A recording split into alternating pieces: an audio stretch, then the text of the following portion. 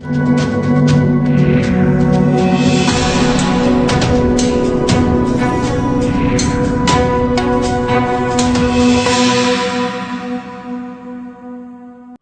के हादसे के बाद अलीपुर एसडीएम ने जो कार्रवाई की है वो आप देख सकते हैं। यहीं पर कल हादसा हुआ था जिसमें कुछ मजदूर जो दब गए थे, लेकिन अब सुबह से ही जेसीबी यहाँ पर चलाई जा रही है। जो गोदाम था उसे तोड़ा जा रहा है। इस तरह के कई गोदाम इस इलाके में चलाए जाते हैं। खेती की ज़मीनों पर अवैध गोदाम लगातार इस इलाके में बनाए जाते हैं। आपको इसका पूरा जो प्रोसीजर है वो हम आपको बता दें। सभी के सभी विभाग अपना अपना पल्ला झाड़ने के लिए कागजी कार्रवाई पूरी करते हैं, और वो किस तरह करते हैं वो भी एक बार हम आपको बता दें कि जिस तरह के अवैध गोदाम निर्माण खेती की ज़मीनों पर किए जाते हैं उसमें रेवेन्यू विभाग की एक बड़ी भूमिका होती है। रेवेन्यू विभाग दिल्ली नगर निगम को एक लेटर लिखता है, उसमें जो है उसकी जानकारी दी जाती है, ताकि इस मामले की पूरी जानकारी दिल्ली नगर निगम को दे दी जाती है। दिल्ली नगर निगम रेवेन्यू विभाग के दिए गए पत्र पर कार्रवाई करता है और अवैध गोदाम निर्माण में थोड़ा सा तोड़-फोड़ करके वहाँ से उसकी फाइल को बंद कर देता है। लेकिन दोनों ही विभाग, दिल्ली नगर निगम व रेवेन्यू विभाग, एक मोटी रकम छोटे से काम की वसूल लेते हैं। जी हाँ, गज के हिसाब से रेवेन्यू विभाग और दिल्ली नगर निगम दोनों ही विभाग अपना अपना पल्ला झाड़ देते हैं और कह देते हैं कि डेमोनेशन कर दिया गया है, लेकिन डेमोनेशन के नाम पर खाना पूर्ति कर दी जाती है और उसके बाद फिर से अवैध निर्माण चालू हो जाते हैं। ऐसा ही मामला इस पूरे इलाके में देखने को मिलेगा। पहले तो रेवेन्यू विभाग एक पत्र जारी कर देगा जिसमें डीएम ऑफिस से एक लेटर जारी किया जाएगा और वो एमसीडी को हैंडओवर कर दिया जाएगा, जिसमें लोकेशन जो है वो बताई जाएगी कि इस जगह पर खेती की ज़मीन पर अवैध निर्माण चल रहा है, जिस पर दिल्ली नगर निगम कार्रवाई करने के लिए तो आता है, लेकिन थोड़ा सा ही इलाका जो है वो तोड़ा जाता है। गोदाम को कुछ ईंटें हटा दी जाती हैं, कुछ सुराख कर दिए जाते हैं, उस फाइल को बंद कर दिया जाता है। फिर कुछ महीने बाद दोबारा से वहाँ पर काम चालू कर दिया जाता है, क्योंकि दिल्ली नगर निगम जो फाइल बनाता है उसमें दिखाता है कि उसका पूरा का पूरा डेमोनेशन कर दिया गया है, जिसके कुछ फ़ोटो वहाँ पर लगा दिए जाते हैं। लेकिन डेमोनेशन के कुछ दिन बाद ही फिर से अवैध गोदाम निर्माण धड़ल्ले से कर दिए जाते हैं। दोनों ही विभागों की मिली भगत से पूरे इलाके में खेती की ज़मीनों पर इस तरह के निर्माण चल रहे हैं। दिल्ली से नीतीश सैन के साथ प्रदीप जैन की रिपोर्ट। अच्छा, क्या देखा था आपने, क्या हुआ था? अरे यहाँ पे हादसा हुआ, हम लोग काम कर रहे थे, वो एकदम वो नीचे से मुन्नाद खोद रही थी, जेसीबी लगी थी, वो लगी थी, वो खोद रही थी और हम लोग मजदूर लोग नीचे थे। कितने लोग थे? आप थोड़ा ऊंचा बोलिए। कितने लोग थे? 30-35 आदमी लोग दब गए और काफ़ी लोग निकल गए हैं। काफ़ी लोग कितने निकल गए हैं? हाँ, वो ही निकल गए हैं, 10-12 लोग निकल गए हैं। कितनी चोटें आई हैं जो निकले हैं? 10-12। काफ़ी चोट लग गई, किसी के पैर में लग गया, किसी सिर फूट गया है, कोई खत्म भी। कितनी ऊंची दीवार थी? बहुत ऊंची। कहाँ के थे? क्या मजदूरों के नाम वगैरह आपको जानते हैं? कौन थे, कहाँ के थे? जी सर,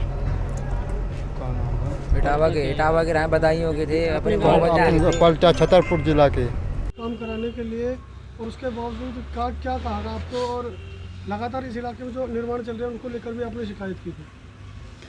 मैं तो अपने काम के लिए गया था वहाँ पर कि मैं कुछ भैंसों पशुओं के लिए कुछ खेतों में कोई कमरा बनवाना चाहता था। तहसीलदार से मेरी बात हुई थी, एसडीएम साहब तो नहीं मिले थे। उन्होंने कहा था कि आप खेत में कुछ भी नहीं कर सकते, आप एक ईंट भी लगा सकते एग्रीकल्चर लैंड में, ये अवैध काम है, आप नहीं कर सकते हो। मुझे ये कह के उन्होंने मना कर दिया गया था, जबकि मेरे आसपास में वहाँ पर खेतों में कॉलोनी काटी जा रही थी। ये जिंदपुर गाँव की बात है।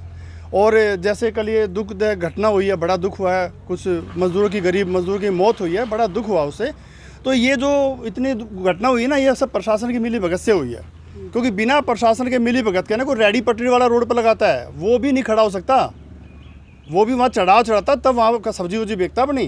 और इतना बड़ा गोदाम बन रहा है, इनकी आंखों में धूल नहीं झुकी हुई है। ये सब भ्रष्टाचार की भेंट चढ़ जाते हैं, और जो शिकायत करती है ना, सब भ्रष्टाचार की शिकायतें भेंट चढ़ती रहती हैं। यहाँ पे बहुत सारे शिकायत करता है, लेकिन कोई शिकायत करता तो दिन दाड़े मारे जाते हैं।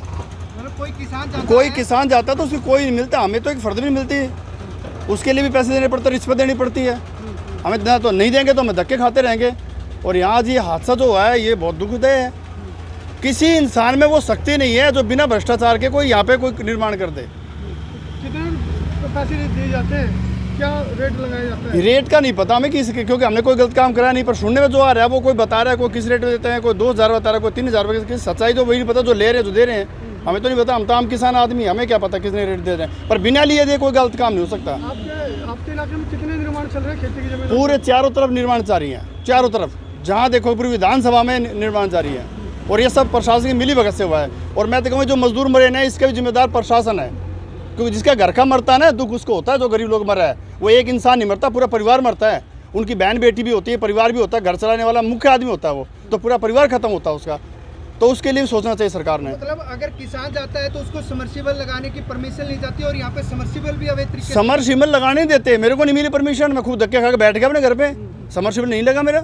लेकिन यहाँ लगाए जाते हैं। हाँ, सब जगह लग जाएंगे, चढ़ा के कहीं भी कुछ भी करा लो, लीगल काम नहीं हो सकते, इलीगल काम कितने करा लो। ये है दिल्ली राजधानी, और ये सोचो राज्य में क्या हाल होगा। क्या लगता है इन सभी गोदामों का जो है वो एसडीएम को पता रहता है, प्रशासन को? अरे डीसी नरेला जोन, एसएचओ, और ये तुम्हारे एसडीएम साहब, ये जो आके ना मुख्य है, ये प्रभारी जो आके, ये जिम्मेदार व्यक्ति होते हैं। इनके मर्जी के बगैर एक आदमी पत्ता भी नहीं हिल सकता, जैसे कोई गलत काम हो सकता है क्या? आप भी समझदार हो, जनता ही जानती, को पता है सब? बिल्कुल पता है, किसको नहीं पता होगा।